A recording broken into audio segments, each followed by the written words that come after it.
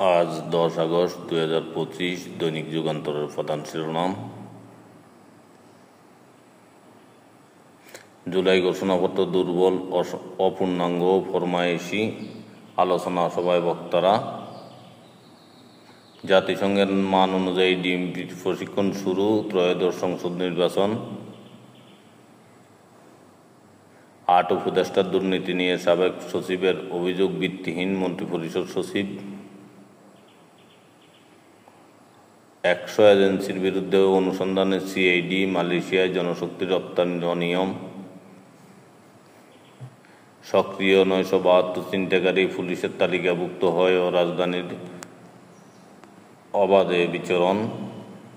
ছাত্র সংগঠনগুলোর বোঝাপড়ায় আসা উচিত ছিল, দাবি পরিস্থিতি প্রসঙ্গে আসিফ মাহমুদ। বিচার কাজ বাধাগ্রস্ত করতে শেখ হাসিনা হুমকি দেন, আদালত অবমাননা 6 মাসের কারাদণ্ডের রায় প্রকাশ।